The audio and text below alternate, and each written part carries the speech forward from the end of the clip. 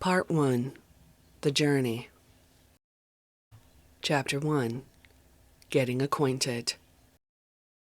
When the Manson murders broke in the press in late summer 1969, my children and I were in Jamaica while I was doing research with the Rastafarians. The press there didn't dwell on the murders, but when we returned to California, we encountered the U.S. media's onslaught that lasted for over a year. Following sentencing in 1971, Leslie Van Houten, Pat Krenwinkel, and Susan Atkins were sent to the California Institution for Women, CIW, to await execution. As a History of Consciousness graduate student at the University of California at Santa Cruz, I was then teaching in Soledad, a men's state prison, and preparing to go to CIW the following spring to do research and teach. This would be where my life converged with Leslie's. The California Institution for Women is situated about 60 miles east of Los Angeles in Corrections Valley. 3 other prisons, Chino Adult Men's Prison, a youth prison, and a prison for narcotics offenders, dot this stretch of flatlands in the midst of pastures and orchards. For much of the year, the heat is exacerbated by the heavy smog that blows in from L.A. and settles over the valley. The stench of manure hangs in the thick, deadly, still prison air. It was on such a day, in late spring of 1972, that the warden called me in to ask if I'd be willing to tutor the 3 women who'd be held indefinitely in her prison. The California State Supreme Court had abolished the death penalty in February 1972. That decision was confirmed in June by a U.S. Supreme Court decision that outlawed capital punishment as cruel and unusual. Capital punishment was not revived in the United States for another 4 years. This decision meant that the Manson girls were now condemned to life in prison. Since there was not yet legislation allowing for life imprisonment without the possibility of parole, this meant they also had the possibility of eventual release. My first visit to the old death row at CIW in 1972 was a top-security prison. A long escorted walk ending at a small brick structure located in an isolated corner of the grounds, across a grassy yard from the psychiatric unit. The strict surveillance procedures surrounding this visit surprised me, because I'd been doing research and volunteering as a tutor/advisor at the prison for months, with independent, unobstructed, easy access to every other part of the prison. Moreover, I was going to the unit at the direct request of the warden. On this occasion, 2 security people, a man and a woman, gave me a body search before I was escorted from the administration building by a uniformed armed guard and the associate warden, both men. We stopped at locked gates and fences en route and at the guard tower for identity checks. Women I worked with, who had heard I was going over there, were watching the maneuvers through the shrubbery at the perimeter of the main grounds. The Special Security Unit SSU staff members were expecting me, having relayed radio reports as we crossed the grounds. They were friendly, a man and a woman, as they unlocked the outer door after we rang.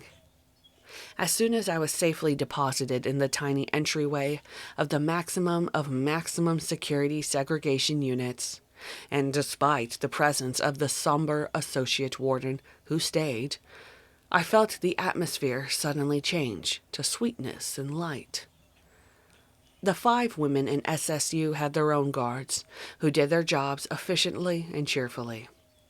On this first visit, the guards chatted with me pleasantly, welcoming me. They explained the security system and the women's restrictions, such as the rule that all the women could not be out of their cells at once, a rule they soon changed for our school. They processed my paperwork without a fuss, while I listened to the women's voices from the cell unit beyond the entryway. youthful, softly cheerful, not at all the voices of brutal murderers. My first impression was how relaxed it felt to me, even though it was a Spartan, dreary little jail. The associate warden kept a tactful distance, while the male SSU guard took me to meet the women individually, through the bars of their cells, each of which was 6 feet by 9. Each woman had a metal-framed single bed attached to the floor, an open toilet, and a miniature sink. Their few possessions were in cardboard boxes. I was impressed at how the guard treated the prisoners with the same respect they showed me, the visitor. After meeting each woman, I was positioned on a folding chair in front of the cells where they could all see me.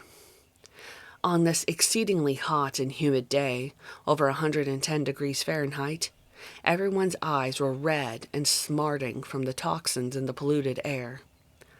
In a chorus from their cells, the 3 Manson girls offered me a glass of cold grape tang, a powdered drink popular at the time. When I said yes, thanks, one of the guards went immediately to a tiny refrigerator in the entryway and got it for me. I was in their home. I found the 3 Manson girls to be instantly engaging, a blur of human vitality behind the steel bars, which separated me from them and all of them from each other. The faces, mannerisms, voices, and remarks all blended together as if they were one person. Pat, Leslie, Susan. The 2 other women, Jean and Linda, had also been convicted of murdering women. Statistically, the rarest crime for a woman to commit. All 5 women were friendly, relaxed, and hospitable. They couldn't see each other, but they kept up a lively conversation that included everyone. The congenial and peaceful atmosphere disarmed me. It was a welcome contrast to the negative tensions and punitive attitudes that circulated in the main prison, where there were always a few troublemaking guards or prisoners. The warden had asked me to focus my SSU tutorial program on the Manson girls, because she was sure that the 2 other women would be soon leaving death row. Because of the public's fear of Manson and her concern about his continued control over them, it was not clear that the Manson girls would ever leave the segregated unit. When I met them, they had been incarcerated for almost a year at CIW, after spending the previous year and a half at the Sybil Brand Institute, a women's jail in Los Angeles. On our first visit, I told the women that their crimes weren't on my agenda. I explained that I was a graduate student, researching and tutoring in the main prison, and that I was prepared to set up classes for them if any of them were interested. All 3 expressed enthusiasm. In the preceding 2 years, I'd gone out of my way to minimize my reading or hearing the details of the Manson family crimes. But there was no escaping the steady barrage of headlines or the continual discussion on city buses and everywhere. I couldn't reconcile the media's images with the women I faced through the bars to their cells. It was hard to believe that women of their demeanor and apparent disposition could have been involved in the crimes associated with Charles Manson. Although at first reluctant, after a few weeks, Jean and Linda joined our tutorials. For a short time, they remained on death row, and like the Manson girls, they produced excellent essays. Within months, they were transferred to the main prison, and I lost contact with them. Our sessions were held as a group. We sat on the floor of a cell we called the schoolroom. Over the following months, I began to see the women as individuals. Leslie later spoke to me about Jean, who, though more than 20 years older than she, had become a trusted friend. Leslie said that Jean taught her how to survive prison with her spirit intact. I'd be talking to her, and she would say, "That doesn't make any sense. Explain yourself." And I knew I couldn't.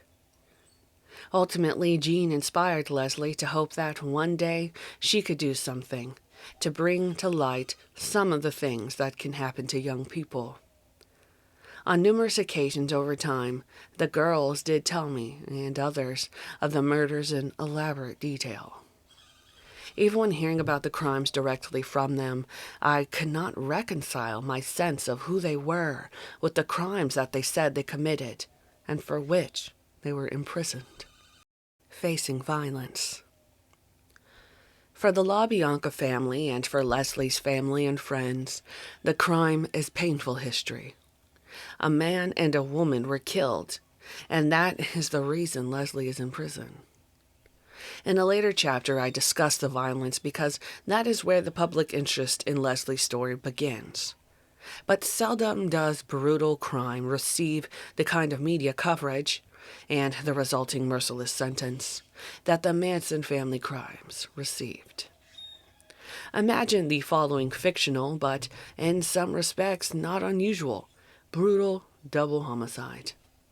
The example reads, a middle-aged couple has just arrived home from a party in their unlit, low-income, inner-city neighborhood. Before they can close the door behind them, a neighborhood leather-clad bully bursts into their apartment, followed by his tough-looking but submissive girlfriend. The two men recognize each other from the street. The bully demands money, grabs the woman's purse, and kicks the man to the floor to take his wallet. When the victims put up a brave fight, the bully pulls a knife and instantly kills the man with several stabs in the chest. Then he thrusts the knife towards his girlfriend and orders her to kill the woman, not wanting to be alone with a murder rap. The girlfriend balks, horrified at the first death, paralyzed at the prospect of herself killing someone. The enraged bully plunges the blade into the screaming woman's heart. She dies. Now, putting the knife firmly in his girlfriend's hand, the bully screams at her, "You do it. You do it now. Do it!" Until she, too, stabs the already dead woman. In hysterics, the girlfriend stabs and stabs 14 times. Several days later, the newspaper simply reports that 2 people were found in their apartment, stabbed to death, with multiple wounds. No known witnesses. Assailants unknown. Police do not as yet have any suspects. In real cases similar to this fictional example, we seldom hear another word about the crime. Unlike the sensationalized Tate and LaBianca murders, these victims would be unimportant in terms of newsworthiness, in accordance with the marketing values of commercial media. Given the dynamics of class structure and racism, the mainstream media treat people in low-income ghettos as disposable. They rarely make the news even when they're murdered. Since there is no singular intriguing detail about this fictional crime, it would be written off by reporters as a straightforward robbery murder, probably for drug money. Unlike most crimes, murders reported to the police are generally solved. This is partially because police give more attention to this most serious of crimes, and partially because killers and victims usually know one another, as acquaintances, friends, or family, which makes it easier to trace suspects. Being killed by a stranger in one's home is a commonly feared but highly unusual way to die. Whatever the location, stranger homicides are the least common type of murder, and generally the most difficult to investigate. They are especially hard to solve when they occur in a home without witnesses. All but 10 to 15% of murders in most Western nations are male on male or male on female. Women rarely kill. When they do, their victim is often an abusive spouse. Whatever the victim-killer relationship, investigations and media attention are motivated in significant part by the social status of the murder victims or of the accused. Attention by the media is fueled by the pressures of advertising sponsors to accommodate public interest, a public interest that is generated by the media itself. The dominant commercial media generate lowest common denominator definitions of what constitutes the news that is fit to print or air. Famous and/or rich victims or offenders in major crimes will generate attention and guarantee corporate media profits. The hypothetical crime described above is basically the same crime that Leslie Van Houten and members of her family committed in 1969 against Lino and Rosemary LaBianca. Except that LaBianca was a wealthy white owner of a grocery chain, and his wife was the co-owner of a boutique. They were killed in their comfortable home in the elite Los Angeles neighborhood called Los Feliz. 3 of the 4 accused and then convicted killers were clean-cut all-American kids. A Texas farm boy and 2 girls from California suburbs. The highly sensationalized Tate murders had been committed the previous night, and the newspapers linked the 2 crimes immediately. Because of the failure of the greater LA Sheriff and police departments to communicate, however, it was months before police finally linked the crimes, identified suspects, and laid charges. Sensationalistic details and dark interferences dominated reportage. The word pig, a common epithet of the day for police and for anyone in power, was written in blood at both the Tate and LaBianca murder sites. Another coded reference to Helter Skelter, a Beatles song on the White Album, was left at the LaBianca home. In England, a Helter Skelter is a spiral slide on a playground. Manson used the phrase to describe the chaos of the times, a precursor to a race war. The murders were committed just before the Woodstock Rock Festival, just after the landing on the moon by 3 astronauts, and amid sustained national protests against the Vietnam War. The Black Panthers were gaining national influence in African American communities and among leftists. Against this backdrop of heightened social attention and landmark events, the Manson murders dominated the California media for over a year. When the accused were found to have come out of a hippie commune, the attention intensified. The media latched onto people's worst fears about hippies and the anti-war movement. By the end of the trial, Manson's murders were touted as a singular milestone in the annals of homicide. After successfully prosecuting 4 of the accused, Los Angeles District Attorney Vincent Bugliosi wrote a mass-market novel-like book, Helter Skelter, about the murders. At the time, its cover made the promise: no matter how much you think about the Manson case, this incredible book will shock you. It was a bestseller, and is still in print today, replete with inaccuracies due to the defendants' false testimony in court and their own propagation of sensationalized myths. One reviewer describes this book as a morality play of the highest order, with the crusading prosecutor battling a demonic Manson on one hand, and the bumbling of the Los Angeles Police Department, LAPD, on the other. One of Manson's messages, like St. Augustine's, was that he, and everyone, represented the perfect dialectic of God and the devil, life and death, good and evil, sacred and profane. The symbolism was perfectly geared to a Hollywood sensibility. Through the lenses of the prosecutor, a woefully tragic set of murders became mythic owing to their perversely formulaic entertainment value. Bugliosi went on to oversee the 1976 CBS TV version of his story, and to make $2,500 per speech, a large sum at the time, on the lecture circuit.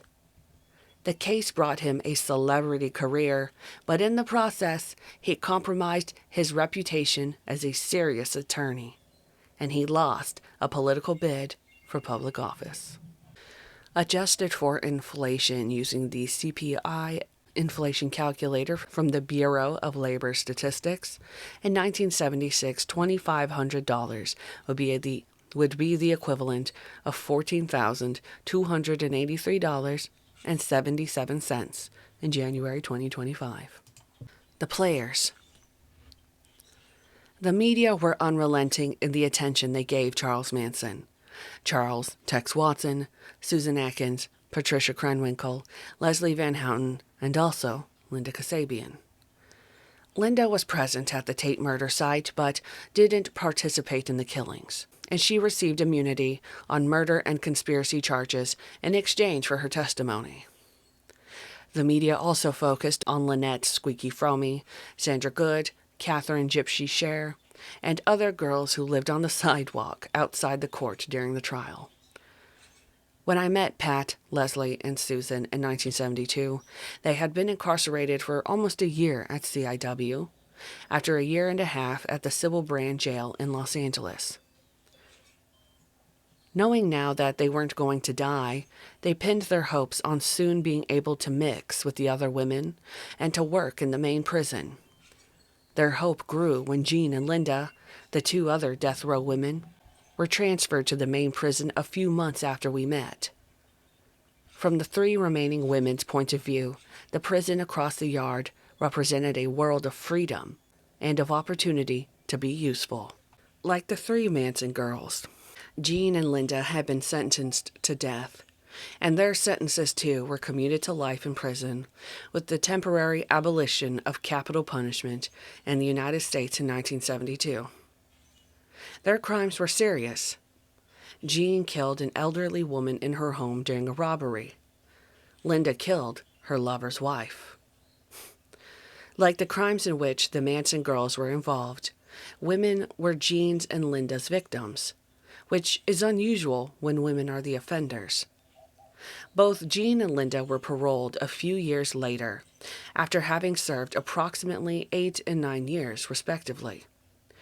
Even though they were death penalty overturns, their release on parole was consistent with that of most individuals convicted of first-degree murder in the 1970s, a crime for which the rate of recidivism is extremely low for both men and women, no matter how many years are served. That Jean and Linda could achieve parole and receive the same treatment from the board as had prisoners who had not received the death penalty set a significant precedent, from which, however, none of the Manson girls benefited. In Leslie's case, it's a moot point, as I discuss in chapters ahead. Reality set in when the women were informed that they would not be moved to the general prison population, that, until further notice, they would live out their years in the same isolated death row cells where they had waited to be transferred to San Quentin to die in the gas chamber. Virginia Carlson, the warden, came in to explain this to them. They had a right to meals, a shower, and an hour outside each day, she told them. Anything else is a privilege. The three women shaved their heads in protest, to no avail. They remained in SSU for 4 more years. Then, one by one, over the course of a few years, they each finally entered the main population, though under tight security for a time. When they were left behind in SSU, the girls came to appreciate what they did still have. Some of their guards had become friends to them. The women managed to use their time constructively. But they were sociable, active young women who enjoyed people, and the isolation and inaction were painful, as intended. What Susan, Pat, and Leslie missed the most at the Special Security Unit, they told me, was contact with other prisoners and access to the admittedly minimal resources and work available in the main prison. They took little comfort in the fact that they were being spared oppressive prison jobs and hassles with abusive guards or prison inmates. For other prisoners, SSU might not have been so serene, but these 3 women had been well trained by Manson to follow the program. They were non-confrontational, cooperative, and submissive to authority. As Leslie later said to me, We got along easily with our keepers because we did not challenge or make trouble. The Warden. It was Virginia Carlson who asked me to meet with the women in SSU in the spring of 1972. Officially called the superintendent, she was good-natured in an officious kind of way. Women in the main prison treated her as if she were a kindly but stern house mother in a boarding school. Sometimes they made fun of how prim, proper, and earnest she was. They complained about not getting in to talk with her unavailability to them. But they generally expressed more trust in her than in her associate wardens or most of the guards. The warden was running a little town, with everyone doing his or her part most of the time, and more or less getting along superficially within the parameters of hierarchical punitive power. Carlson earned a respect during a legendary summer talent show on the prison lawn. No one recognized her when she came out on the makeshift stage as a glittery Arabian Nights dancing girl, her blonde hair in a fancy updo, her face covered by a veil. The mystery lady, whom everyone assumed to be a prisoner, was a total success with the women. They roared their approval as she danced in a somewhat silly, parodic way, but sexy nevertheless. As the dancing girl lifted her hip in farewell, she took off her veil and put on her glasses. There stood Miss Carlson, smiling broadly. The prisoners went wild. Even though she reverted to her no-nonsense, conservative manner of dress after the show, pumps, a pastel suit, and a quiet hairdo, she won over many women on that day. Carlson proved to have genuine interest in the welfare of the more than 600 women in her care at CIW. As women, Carlson and I had found common ground. It was clear that she viewed the prisoners sympathetically, whatever the nature of their crimes, even if they were obnoxious to her. Long employed by corrections, she was a line staffer who had worked her way up in a system that pits us, the good guys, against them, the bad guys. Despite this, she did not reduce the women to criminal types. She tried to understand the circumstances that resulted in women's incarcerations. She voiced the whole spectrum of inequalities that justify prison sentences for victims. She supported the High Court's abolition of capital punishment, which punishment would again be reinstated in 1976. And she cautiously identified the goals of women's movements, which were just entering the mainstream culture in 1972. No bleeding heart. Virginia Carlson was a pragmatist. She believed that any woman, however she had broken the law, was sufficiently punished by losing years of her life in prison. Many lost their intimate relationships and families, even children, in the process. She saw no benefit in exacerbating the fundamental pain of imprisonment with debilitating or deadly disciplinary practices. To do so, she felt, was inhumane and ineffective in keeping order.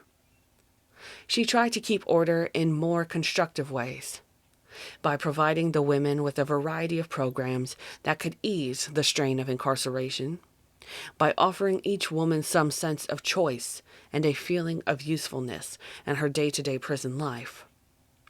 This would not describe her prison as I found it, and prisoners' versions did not match her rosy picture.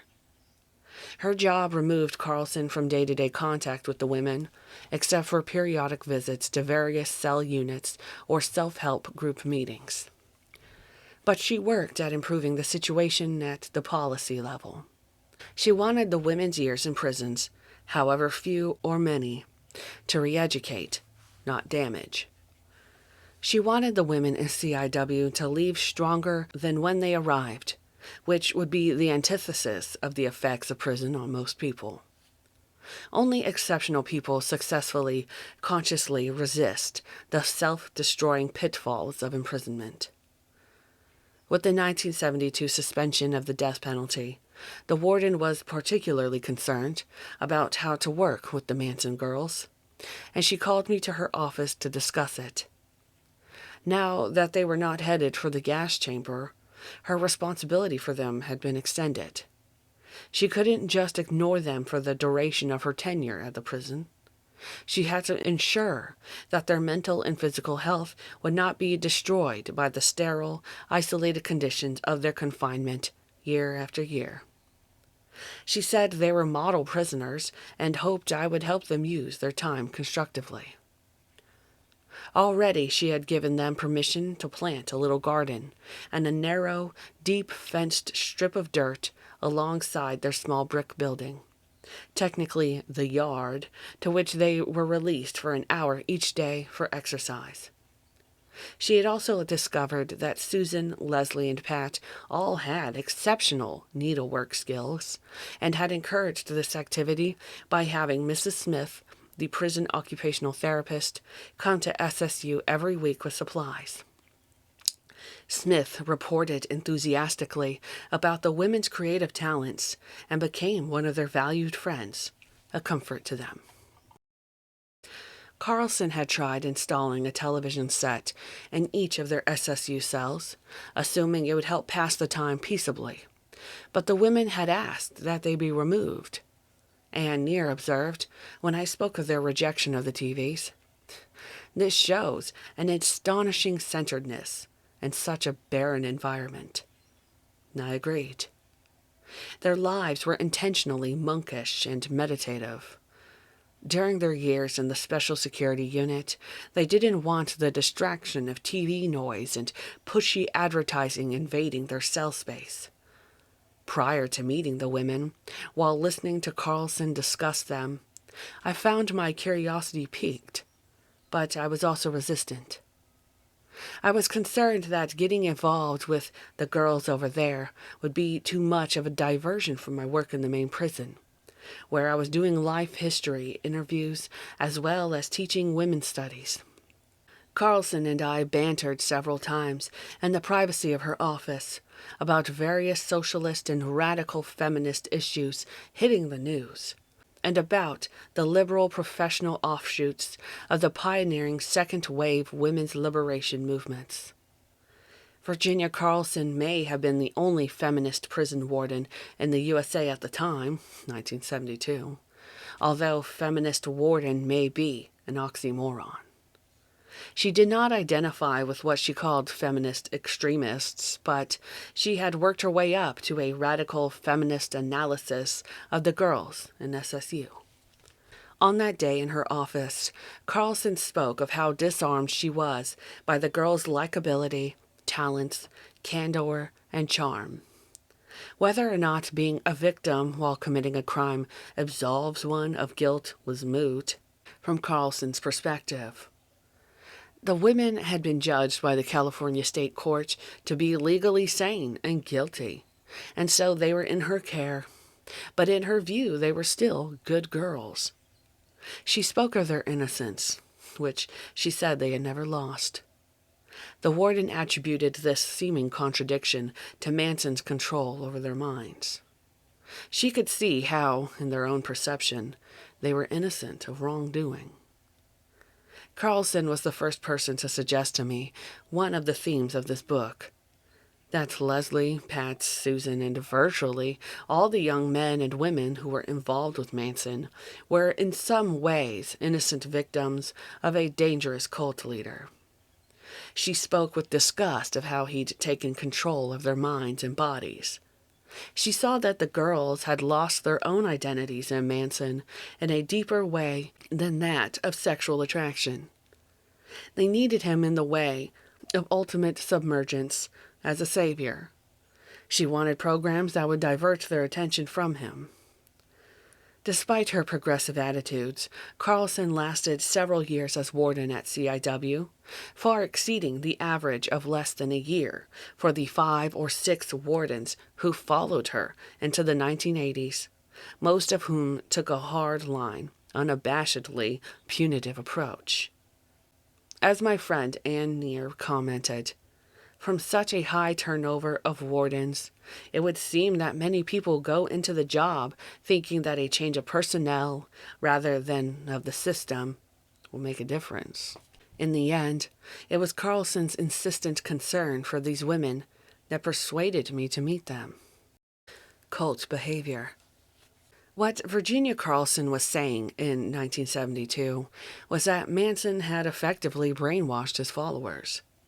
At that time, cults like Manson's family were not yet well understood.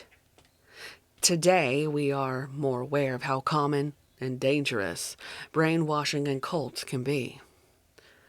The concept of brainwashing entered popular vernacular after the war against Korea in the 50s, when captive U.S. soldiers switched loyalties, in part because of the constant barrage of political education to which they were subjected. They began speaking against the United States as if they were reading from a script. Not long afterward, the CIA funded brainwashing, or depatterning, LSD experiments at the Allen Memorial Institute in Montreal. Dr. Ewan Cameron, the experimenter, was known as one of the world's leading physicians for his psychic driving electroshock treatments to depattern subjects. He would wipe the slate clean, then program new messages while the patient was immobilized by drugs. He selected subjects from among regular patients seeking medical attention for all manner of health disorders. He never informed them of the reason he was treating them. Many were seriously damaged. Most suffered loss of memory of anything in their lives prior to meeting Dr. Cameron. With extensive publicity, 9 of his experiment's subjects, all Canadians, sued the CIA, and in 1997 they were collectively awarded a mere $750,000 as reparation for harm committed on them without their knowledge or consent. One gentleman spoke on CBC TV News, May 17, 1998, of how, along with being given LSD every other day as well as other drugs, they were all wired to a tape machine that played the same individualized message over and over again. His message was, "You killed your mother," which played into his ears every 2 minutes, night and day, for many weeks. He came to believe it and was shocked to find his mother alive when he was finally released. During the same period, LSD experiments were conducted on women in the Canadian federal prison. Brainwashing is also the modus operandi of cults.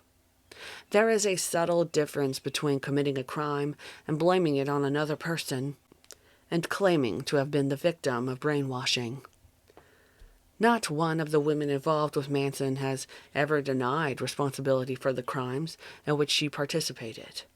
Indeed, until they came to their senses, all took credit for crimes they hadn't committed. Manson has taken responsibility for nothing. He persists in double talk and continues to seek attention. The courts and parole boards, holding each of the co-defendants equally responsible, collude with Manson's failure to acknowledge his control over the women and their male companion before, during, and after the murders. Leslie said, "I resent that he mocks what happened, that he makes light of it." One of Manson's admonitions to his followers was, "Don't ask why," a totalitarian imperative. One of the psychiatrists who testified at Leslie's second trial, see Chapter 5, defined brainwashing as coercive persuasion, following Edgar Sheen, the social psychologist who institutionalized the term in 1961. Brainwashing occurs when someone purposely confounds targeted subjects and intentionally restructures their thought patterns, their beliefs, opinions, priorities, habits, values, and attitudes. This can be done by repeating something again and again until it is believed, which is also the basic principle of commercial advertising, the most pervasive form of brainwashing in capitalist cultures. The subject learns to comply with the wishes of the omnipresent authority without thinking for himself or herself at all.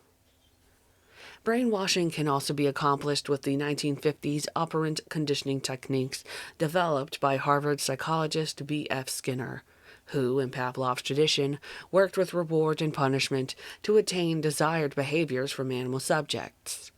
His goal was to develop techniques for systematic controls over human behavior in order to reach a better society. Ostensibly like Skinner, Manson was working towards a utopian society where the group could live in love and harmony.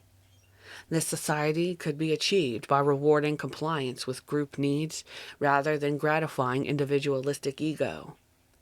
Utopian communities were common in the late 1960s, but Manson's power became abusive. He wanted to kill every ego except his own. Cults accomplish brainwashing in several ways. Initially, fasting, meditation, and any form of sensory deprivation results in physiological changes that affect perception. These changes may have positive spiritual effects, but they may negatively affect the individual's practical judgment. Certain neurological brain patterns commonly occur among those converted to cults, and these changes are attributed in part to the physical stress due to changes in sleep patterns and diet. The diet of the family often depended on scavenging, and although the girls prepared nutritious meals when they had the ingredients, they didn't always have them. When the police came in and scoured the Spawn Ranch, a Western movie set where the group was staying in search of stolen cars, prior to naming Manson and his associates as suspects in the murders, they found infants who appeared to be suffering from malnutrition. I believe many of the family were suffering from hypoglycemia. I base this on some of the women's accounts of how they ate an abundance of candy bars, apparently to compensate for low blood sugar. Another clue to their ill health came from Charles Tex Watson, who recalled that many members of Manson's group suffered from various skin diseases while living together. Poor diet, erratic sleep patterns, giving sex on demand, coping with sexually transmitted diseases, physical stresses, drugs, and isolation from the world, coupled with non-stop Manson influence, would certainly have weakened their judgment. In the late 1960s, no institution or tradition was sacred. The call for social change was profound. Dozens of single-interest movements formed. Coalitions came and went that hoped to join those of different color and class. In this era, women throughout the United States were organizing to bring about the independence from male domination. The young women involved with Manson, however, were absorbing very different values through the misogynist lenses of his truths, as detailed later in this book. Alternating between a rat-a-tat-tat, imperious delivery of cliched speech and a tender demeanor, Manson was heard by his disciples as a genius with a master plan. It didn't matter how benign or banal his remarks might be. Those who stayed heard them as prophecies, even when they couldn't understand everything he said and had to take his word on faith. Quoting from the Bible and from Beatles songs, which he played to them over and over, Manson relied on metaphor to instruct his charges. If he had been more crudely literal, explicit, honest about his intentions, saying, for example, "I'm going to send you fool kids out to carve up some rich white folks," he might have found himself short of troops. Instead, he quoted the book of Revelation. He presented himself as exalted, and his followers believed he was divine. It was this continuing faith on the part of Leslie and Susan and Pat that concerned Virginia Carlson in 1972. The Warden's plan.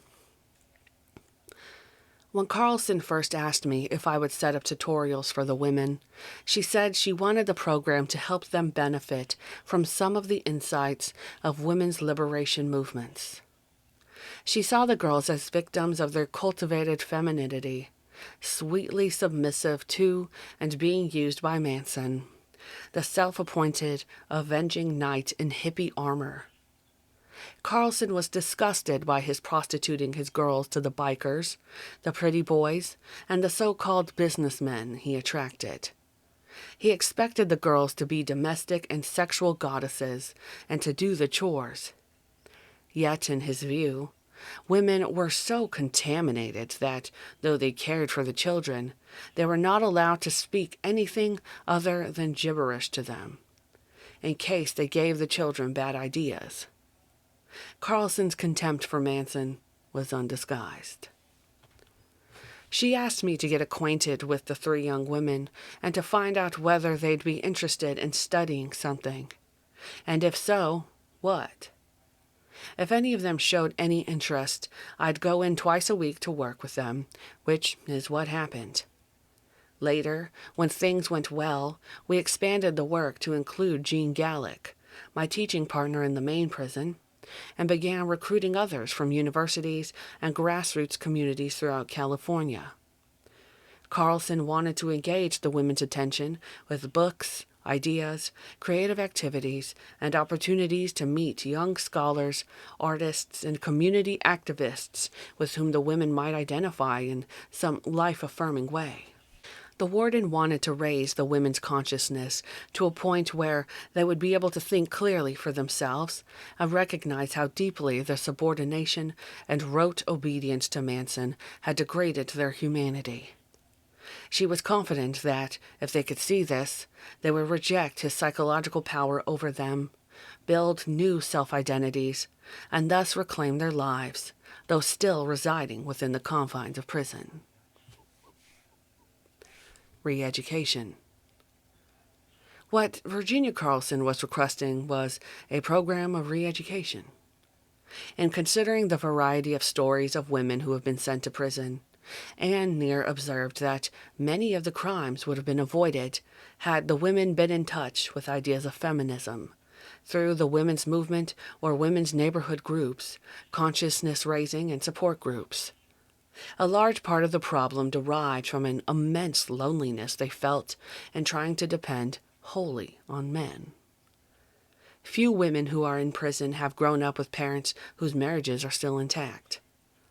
Most prisoners' own marriages are not intact, but many still hope to find a strong man to lean on when they get out. Few have legal, marketable skills with which to support themselves.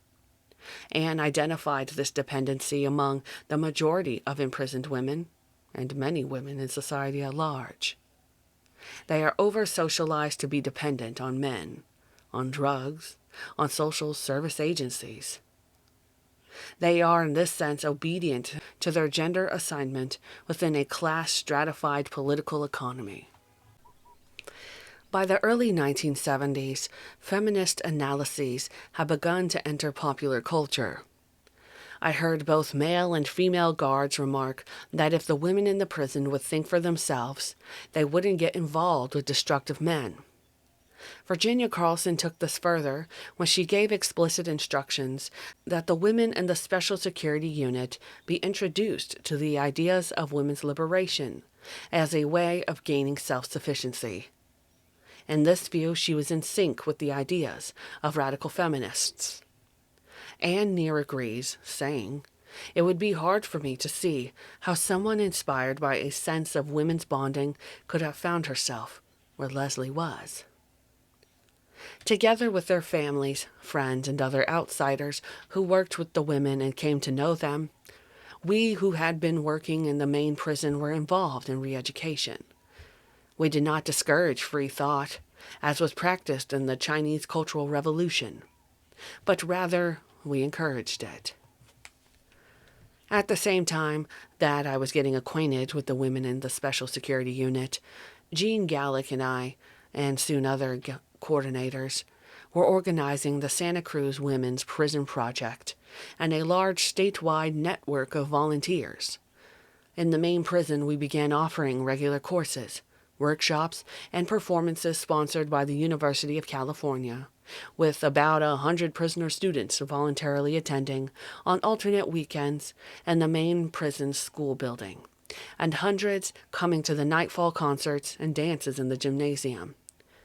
Over 4 years, many of these volunteer teachers and performers also paid visits to the Special Security Unit, presenting the 3, sometimes 5 women there with a steady barrage of new and often conflicting information, images, and ideas.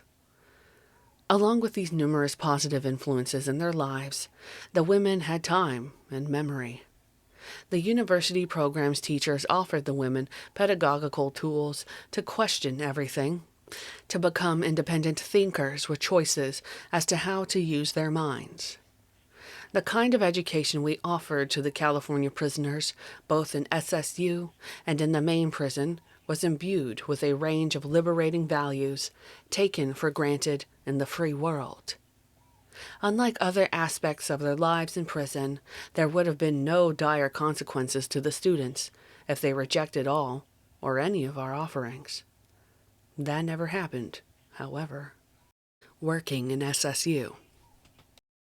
We, the university, and community volunteers who worked with Pat, Susan, and Leslie, were not generally judgmental. We were repelled by what we thought we knew by the crimes, but we didn't presume to know or judge the criminals. We were reluctant to leap to conclusions about why people do the things they do, knowing there are always reasons, justifiable or not. The point wasn't to excuse people their grievous crimes any more than it was to add to their punishment. Nor were we there to dissect or analyze these famous criminals. We were there to teach, to facilitate the women's learning, to help them embark on a life of the mind as a way to live in prison. Because they each had such an open personality, and because the environment where we met was so intimate, we all got acquainted very rapidly. Some of the outsiders, men and women, nurtured the women as well as taught them. This strengthened the positive qualities of the interactions, and in many cases, friendships formed. I always looked forward to my visits at SSU. It was sublimely peaceful and cheerful there, in contrast to the noise, harshness, suspicions, tensions, and crowdedness of the main prison. Both staff and prisoners at SSU did their best to keep things positive and constructive. There was an atmosphere of trust and an absence of fear. No one raised a voice or spoke with sarcasm. This small building, the most highly secured and guarded cell block in the entire prison compound, was the only place at CIW where I could just relax.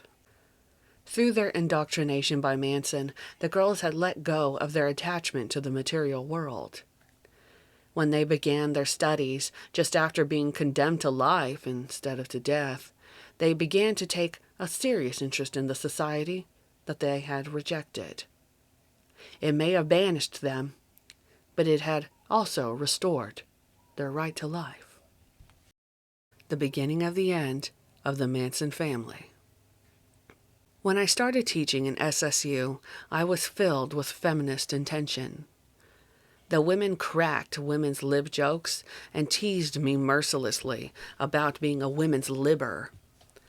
Robin Morgan's Sisterhood is Powerful, a compilation of writings from the women's liberation movement, was a breakthrough feminist book very popular around the time we met.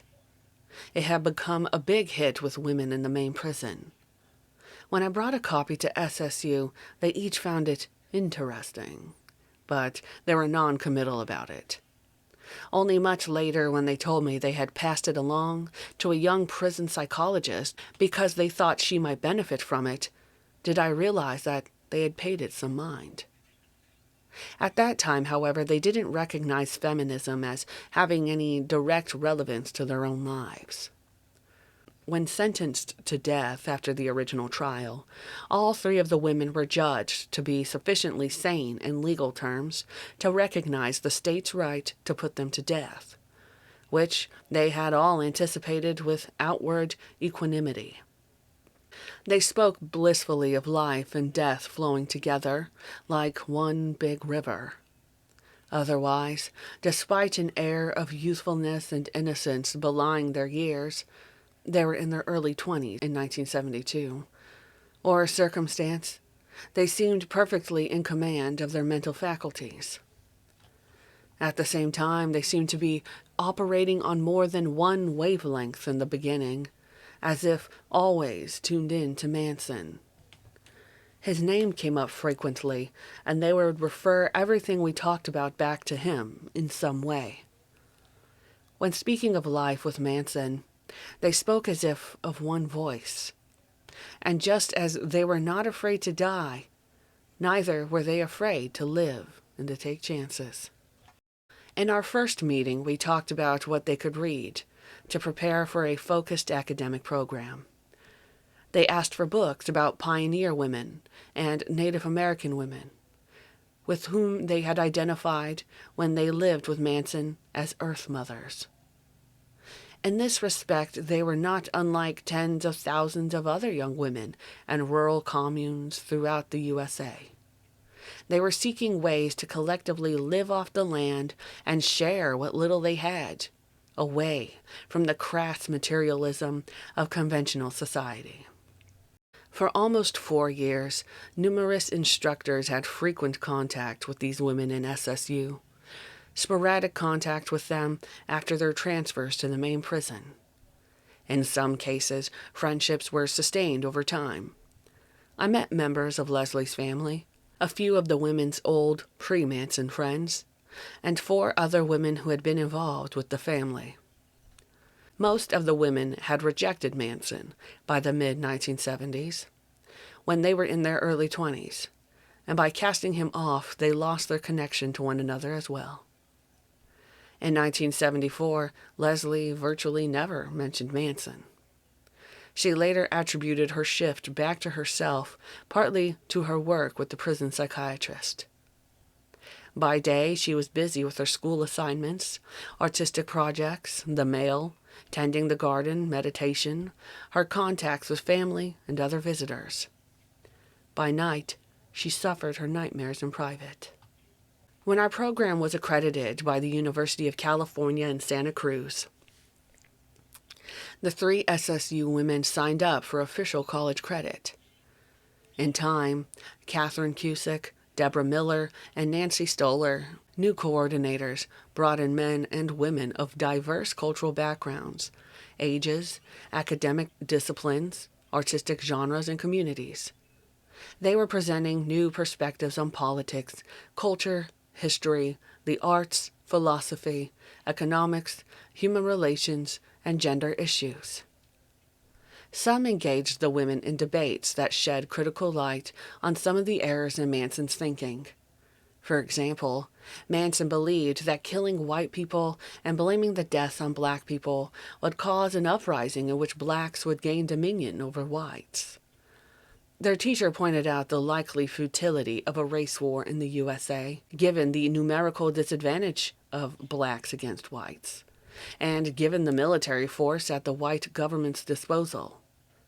More complicated was reckoning with the racism inherent in the idea of white people starting a race war on behalf of African Americans, the flaws and strategies based on the means justifying the end, and the sexism inherent to Manson's methods. Politically minded tutors placed Manson's thinking in context, bringing it from the realm of the remote revolution to the immediate challenges facing people in their day-to-day lives. Some volunteers did an attempt to change the women's thinking. They just listened closely in an effort to understand their devotion to him. The women's contact with their instructors, who didn't always agree with each other, but who all sounded logical, forced the women to start thinking for themselves. One by one, they began articulating points of view that diverged from one another. This took courage because it also meant breaking away from their blind faith in Manson, who still kept tabs on them through the prison-to-prison grapevine. Leslie was branded by him as a traitor when moral values with which she'd been raised began to resurface into her adult consciousness, speech, and habits. By the end of the decade, most of Manson's girls had betrayed him. Conversing with Ann Neer.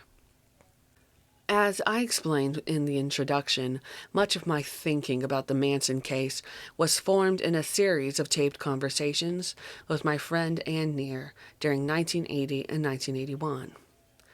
Although I was initially reluctant to quote myself in this book, the excerpts from those discussions, in which I was putting some of the pieces together and articulating my impressions, served to document our mutual process of coming to some understanding. In that vein, I tried to describe Leslie as follows. Carlene Faith. When I first met the women, I don't think any of them knew, consciously, that what they'd done was something terrible. Leslie came through it with a startling innocence that only a person who meets her can quite grasp. It's an ineffable, not easily described innocence. You can see it on her face. It's not just that she looks people right in the eye with a just awakened expression. It's as if she had passed through a horror show without participating in it. It was so terrible, and yet had nothing to do with her, even though she was in the middle of it. The core of this person neither participated in nor was touched by this thing that happened, that was done by her friends, and her presence with her participation. In the first few years after the crimes, Leslie and the others lacked signs of suffering from a seriously injured conscience. They were relaxed, soft-voiced, considerate. They laughed a lot, with healthy, easy humor. Ann Neer quoted, "But surely they were aware of how it had affected other people, and saw the attention it had brought them?" Carlene. Yes. They could see they were actors in a drama that involved all of Los Angeles County, for starters, and much of the world took notice. When they went to court, they were scrutinized in fine detail. But it was Charlie's drama. The women were incidental players, decorative and in service to Charlie. Among the troubling depictions by the press of how the women involved with Manson was the idea that they were somehow witches. In Europe and Great Britain during the Age of Reason, women were often convicted as witches on the evidence of what were seen as witches' marks. These are identified first by midwives, and then, when professional men usurped their authority, by the physicians, the so-called experts who identified birthmarks, scars, or changes in pigmentation or indentation to be proof of a woman having copulated with the devil. The women themselves didn't always dispute the scientific veracity of the judgment. They commonly did, however, claim not to know that they had had sex with Satan. They believed that they must have been violated by the devil. The proof was stated in court, but they had no physical memory of the event. Any knowledge they possessed was relegated to unconscious states, the very idea of which was itself suggestive of witchcraft. In some jurisdictions, if a woman could successfully plead that she committed her actions while in a trance, she could not be held culpable, even though she would be feared. Since she didn't know what she was doing, she couldn't be held responsible and found guilty. It was understood that, when out of the trance, she was utterly innocent. Having been exploited by Manson, who used the women in whatever ways suited his fancy, upon separation from him, the women were targeted for exploitation by the press and television. In the media blowout following the crimes, it became a cliché to connect the Manson girls with witchery. Given Manson's vague identification with Satan, as well as Christ, and given their own appearance and behaviors during the trial. The differences were that the accused witches of yore had not actually had sex with the devil. They only assumed or imagined that they must have done so. Manson's women had actually become Satan's servants, though believing him to be sacred, akin to Christ. Historically, accused witches had their heads shaven forcibly, as Joan of Arc did, to ensure they were not hiding amulets, anesthetizing herbs, or other tools of witchcraft. The Manson girls shaved their own heads on instruction from Manson. Leslie, exasperated with the analogy, said with 29 years of hindsight, "I didn't sleep with the devil. I slept with an ex-con who had an extensive record of pimping and abusing women. But I didn't know that." Like most cult gurus, he relied on the appeal of the supernatural to buttress his authority with his followers. The rational world could not understand why anyone would believe that Charles Manson was the reincarnated Jesus Christ. But that same rationale was easily persuaded that he was the devil incarnate. Anne Near questioned whether Manson actually identified himself as satanic in light of the media's attention to this theme. Carlene: Manson's own view, as I understand it, expands on the basic idea that we all contain the potential for all good and all evil, and that he himself maximizes the human possibilities, whatever they are. He both transcends and incorporates this good and evil in his being, not as dichotomy, but as integrated whole of universal experience. Was this a delusion of grandeur or bona fide vision? Anne says. Carlene: Aren't people who suffer delusions of grandeur usually alone in their delusions? But what Manson would say about himself was consistent with his followers' perceptions of him. He readily persuaded people close to him. They could entertain his self-image. They encouraged his egomania. And demonizing the accused murderers, the media overlooked the apparent ordinariness of these young people. As Anne Near summarized it, the Manson crimes were remarkable. The people involved in them were not. Leslie's remarkable post-crime strengths have come in part from decades of avoiding any destructive association, staying on course. She has coped remarkably well within the walls of her interminable punishment. She knows she is guilty of something terrible, made more terrible by the stories about it, including those told by herself when she was 30 years younger. Today she lives with sorrow over the crimes and their effects, and like all the other imprisoned women, she suffers from the daily deprivations and indignities of the prison. But she also shows composure and humility in a negative environment, suggesting that she might well have lived an extraordinary life on the outside.